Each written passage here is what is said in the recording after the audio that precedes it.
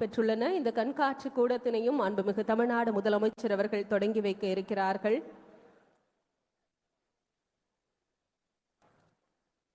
எல்லாருக்கும் எல்லாம் எனும் திராவிட மாடல் அரசு செயல்படுத்தப்பட்டு வருகிறது. காரணம் இவை அனைத்தும் உணவு திட்டம், மாணவர் மாணவிகளுக்கான கல்வி உதவித்தொகை, இல்லம் தேடி கல்வி, அன்பு கரங்கள் திட்டம், பெண் குழந்தைகள் பாதுகாப்பு திட்டம் என பல்வேறு திட்டங்களை இந்த அரசாங்கம் செயல்படுத்தி வருகிறது. அத்தகைய அரசாங்கத்தின் மாண்புமிகு துணை முதலமைச்சர் அவர்கள் வருகை தந்திருக்கிறார்கள். கடல் கடந்து வாழும் தமிழ் சொந்தங்களாகிய உங்களுக்காக வருகை தருகிறார்கள், உங்களை காண வருகை தருகிறார்கள்.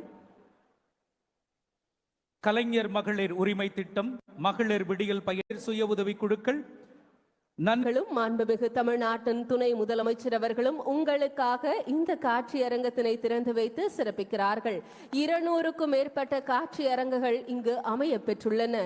இங்கிருக்கும் ஒவ்வொரு காட்சி கூடமும் நலத்திட்டங்கள் குறித்த தற்போது காட்சி கூடம் அமைய பெற்றிருக்கிறது. இலங்கை தமிழர் மறுவாழ்வு நலத்திட்டங்கள் குறித்த காட்சி கூடத்தினை பகலும் இங்கு இருக்கின்றன.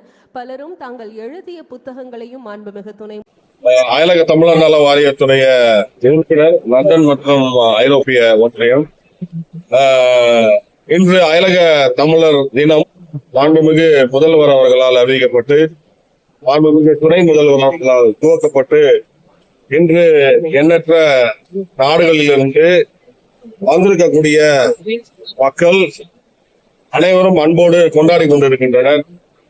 இந்த விழா தமிழர்களுக்கு இனியதொரு விழாவாக அமைந்து எல்லோரும் பண்பாடோடு கலாச்சாரத்தோடு ஒன்றி ஒத்துழைத்து அவர்களுடைய வாழ்வாதாரத்தை வளமாக்க, அவர்களுடைய நட்பை பாராட்ட ஒரு குடையின் கீழ் தமிழர்களை அழைத்து இங்கே பழக வைத்து அவர்களுக்கு ஒரு புரிந்துணர்வை ஏற்படுத்தக்கூடிய ஒரு விழா இது.